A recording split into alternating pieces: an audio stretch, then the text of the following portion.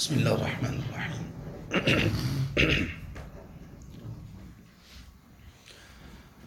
الحمد للہ رب العالمین والعاقبۃ للمتقین والصلاة والسلام علی اشرف الانبیاء والمرسلین ومن تبعهم بإحسان وایمان الی یوم الدین وبعد۔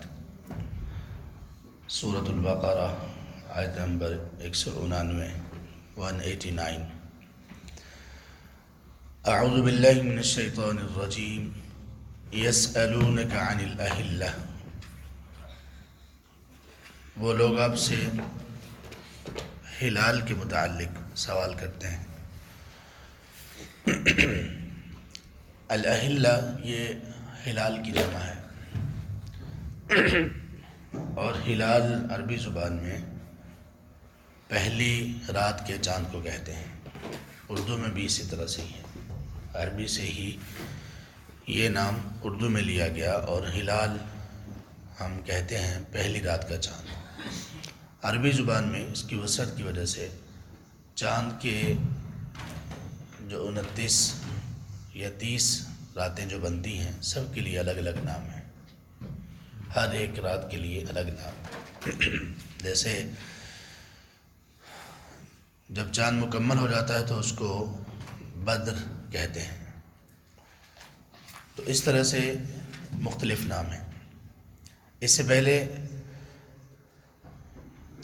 اللہ تعالیٰ نے رمضان کے متعلق احکامات بیان کیے، اور اس سے پہلے نماز کے متعلق بھی ایک سے زیادہ مرتبہ اس سورہ میں ہم پڑھ چکے۔ تو رمضان کے احکامات کے بعد آگے حج کے احکامات شروع ہونے جا رہے ہیں، تو اس کے درمیان میں اللہ تعالیٰ نے یہ آیت رکھی کہ لوگ آپ سے ہلال کے متعلق سوال پوچھتے ہیں، چاند کے متعلق سوال پوچھتے ہیں۔ چاند کے متعلق ان کا سوال پوچھنا، اس کی کیا کیفیت تھی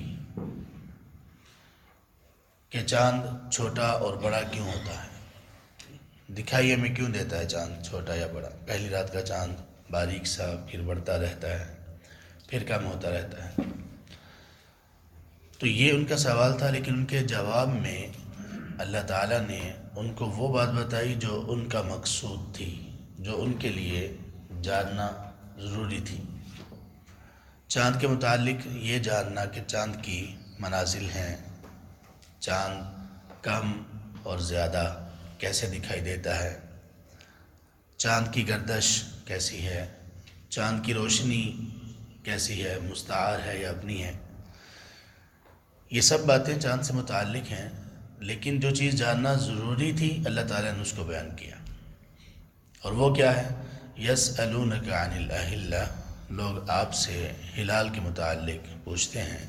قل ہی مواقیت للناس والحج، کہہ دیجئے یہ لوگوں کے لیے مواقیت ہیں اور حج کے مواقیت ہیں۔ حج کے لیے مواقیت ہیں، لوگوں کے لیے مواقیت ہیں۔ مواقیت کہتے ہیں میقات کی جمع ہے، میقات کا معنی ہوتا ہے کوئی وقت مقرر جگہ یا مقرر وقت، اس کو میقات کہتے ہیں۔ حج کے لیے جو میقات ہیں، 5 مواقیت ہیں حج کے لیے، ان کو میقات اس لیے کہا جاتا ہے کہ وہ جگہ محدد اور متعین ہے حج کے لیے احرام کرنے کی۔ مردوں کے لیے وہ احرام پہنیں گے، اور خواتین وہاں سے احرام کی نیت کریں گی، اور مرد بھی نیت کریں گے احرام کی۔ تو اس کو جو متعین کیا گیا، محدد کیا گیا، مقرر کیا گیا، اس لیے اس کو میقات کہتے ہیں۔ اور میقات 2 طرح کا ہوتا ہے، ایک ہوتا ہے میقات مکانی، ایک ہوتا ہے میقات زمانی۔ میقات مکانی کا مطلب ہے وہ محدد اور متعین جگہ جہاں سے احرام کرتے ہیں، اور میقات زمانی کا مطلب یہ ہے کہ کس وقت کیا جائے گا۔ عمرہ کے لیے تو میقات، اس کے لیے تو جو وقت ہے وہ تو محدد نہیں ہے، لیکن حج کے لیے جو وقت ہے وہ محدد ہے، مخصوص ہے۔ تو میقات سے مراد یہ ہے لوگوں نے آپ سے سوال پوچھا ہلال کے متعلق، تو اللہ نے کہا کہ آپ ایسا کیجئے، ان کو بتائیے مواقیت للناس والحج، یہ جو ہلال ہے اس کا تعلق لوگوں کے لیے مواقیت کا ہے، اور اسی طرح حج کے مواقیت کا ہے۔ حج کے اوقات کیا ہیں، حج کے مہینے کون سے ہیں، حج کے لیے احرام کہاں سے باندھا جائے گا، کب باندھا جائے گا، ان تمام چیزوں کا تعلق ہلال کے ساتھ ہے۔ یعنی اسلامک کیلنڈر جو ہے اس کا تعلق چاند کے ساتھ رکھا گیا، سورج کے ساتھ نہیں۔ اور صرف ان دو چیزوں کا نہیں بلکہ نمازوں کا تعلق کس کے ساتھ ہے، وہ بھی چاند کے ساتھ ہے۔ دن کی نمازوں کا تعلق یا پہچان کہہ لیجئے، وہ اس کو رکھا گیا سورج کے ساتھ، لیکن باقی جو نمازیں ہیں ان کا تعلق بھی رات کی روشنی اور اس کے ساتھ رکھا گیا۔ اسی طرح سے عید الفطر اور عید الاضحیٰ، اس کا تعلق رمضان کب شروع ہوگا کب ختم ہوگا، اس کا تعلق عدت اور کفارے، ان کا تعلق خواتین کی عدت، طلاق کی عدت ہو یا شوہر کے فوت ہو جانے کی عدت ہو، اس کا تعلق بھی چاند کے ساتھ ہے۔ کفارہ، مثال کے طور پر کسی شخص پر 2 مہینے کے روزے کفارے کے طور پر ہیں، اب 2 ماہ یہ شہرین متتابعین آیا ہے، کچھ چیزوں کا کفارہ شہرین متتابعین قرآن میں آیا ہے، 2 مہینے مسلسل۔ اب 2 مہینوں کا مطلب 60 روزے نہیں ہیں، یہ 60 بھی ہو سکتے ہیں، یہ 59 بھی ہو سکتے ہیں، اور یہ 58 بھی ہو سکتے ہیں، اس لیے کہ چاند 30 کا بھی ہوتا ہے اور چاند 29 کا بھی ہوتا ہے۔ یہ بھی ممکن ہے کہ 2 مہینے کے جو روزے ہیں ان میں سے ایک ماہ 29 کا اور ایک 30 کا ہو۔ تو یہ تمام چیزوں کا تعلق چاند کے ساتھ اللہ تعالیٰ نے جوڑا ہے۔ تو اللہ تعالیٰ نے سوال پوچھنے پر ہلال کے متعلق وہ بات بتائی جو لوگوں کے لیے جاننا ضروری تھی۔ اس سے یہ پتہ چلا کہ انسان کو شریعت کا علم، اللہ کے احکامات کا علم ہونا، یہ سب سے زیادہ بڑا فریضہ اور ذمہ داری ہے، ضروری ہے انسان کے لیے۔ ایک بندہ اس کو یہ پتہ ہو کہ چاند کی منازل کیا ہیں، چاند روشنی کہاں سے لیتا ہے، چاند کے بارے میں اس کا حجم کیا ہے، اس کی رفتار کیا ہے، وغیرہ وغیرہ، لیکن ان کو چاند سے متعلق اسلامی مسائل کا، احکامات کا پتہ نہ ہو، تو یہ کوئی ہنر کی اور خوبی کی بات نہیں بلکہ عیب کی بات ہے کہ اس کو اسلام کے احکامات کا پتہ نہیں۔ جیسا کہ آج کل علم، سائنس، اس میں لوگ بہت آگے بڑھنے کی کوشش کرتے ہیں اور بڑھ جاتے ہیں اور بڑا فخر محسوس کرتے ہیں کہ مجھے فلاں چیز کی معلومات ہے، فلاں چیز کی معلومات ہے، لیکن اگر اسلامی احکامات کی معلومات نہ ہوئی تو یہ فلاں چیز کی معلومات، فلاں چیز کی معلومات آپ کو اللہ تعالیٰ کے ہاں ایجوکیٹڈ نہیں بنا سکیں گی۔ اللہ تعالیٰ کے ہاں جو نصاب، سیلیبس اور اللہ تعالیٰ کے ہاں جو مقرر ہے علم کا معیار، وہ یہی ہے، اقرأ بسم ربک الذی خلق، خالق کے نام کے ساتھ پڑھا جائے، خالق کو پڑھا جائے اور خود اپنے آپ پر غور کیا جائے کہ کیسے پیدا کیے گئے ہو، کیوں پیدا کیے گئے ہو اور کیا مقصود ہے تمہارا۔ وَلَيْسَ الْبِرُّ بِأَنْ تَأْتُوا الْبُيُوتَ مِنْ ظُهُورِهَا، اور نیکی یہ نہیں ہے کہ تم اپنے گھروں کو ان کی بیک سائڈ سے آؤ، پچھلی جانب سے آؤ، وَلَكِنَّ الْبِرَّ مَنِ اتَّقَى، لیکن نیکی تو یہ ہے کہ جو شخص ڈر گیا، جو شخص جس نے تقوی اختیار کر لیا۔ یہاں اللہ تعالیٰ نے عرب لوگوں کی، مشرکین کی، زمانہ جاہلیت کی ایک جہالت کا رد کیا ہے۔ ان کی جہالت، ان میں سے جس کا تعلق حج کے ساتھ تھا، ایک جہالت یہ تھی کہ جب وہ حج کرنے کے بعد واپس لوٹتے تو اپنے گھروں میں جو اس کے دروازے تھے ان کی طرف سے نہیں آتے تھے، داخل نہیں ہوتے تھے، بلکہ پچھلی جانب سے دیوار گرا کر پھر داخل ہوتے تھے، پچھلی جانب سے، گھر کی بیک سائڈ سے۔ کیوں؟ وہ کہتے تھے یہ جو فرنٹ ڈور ہے سامنے کا جو دروازہ ہے یہ چونکہ ہم گناہ کرتے رہے اور گناہوں کے بعد ہم اس دروازے سے داخل ہوتے تھے، اب ہم حج سے پاک ہو کر چونکہ آئے ہیں لہٰذا اس دروازے سے نہیں جائیں گے، پیچھے کی طرف سے دیوار گرا کر پھر جائیں گے۔ تو اللہ تعالیٰ نے کہا کہ یہ کوئی نیکی کی بات نہیں ہے۔ وَلَيْسَ الْبِرُّ بِأَن تَأْتُوا الْبُيُوتَ مِن ظُهُورِهَا، تم اپنے گھروں کو ان کی پچھلی سائڈ سے آؤ، دیوار پھران کر یا دیوار گرا کر، یہ کوئی نیکی نہیں ہے۔ وَلَكِنَّ الْبِرَّ مَنِ اتَّقَىٰ، ہاں اگر واقعی تم حج سے کچھ سیکھنا چاہتے ہو تو پھر تقوی اختیار کرو۔ تقوی نام ہے اللہ تعالیٰ کے احکامات کی تعمیل کرنا، جو اللہ نے کہا ہے کرو اس کو بجا لانا، جو جس سے اللہ نے روکا ہے رک جاؤ اس سے رک جانا، یہ تقوی ہے۔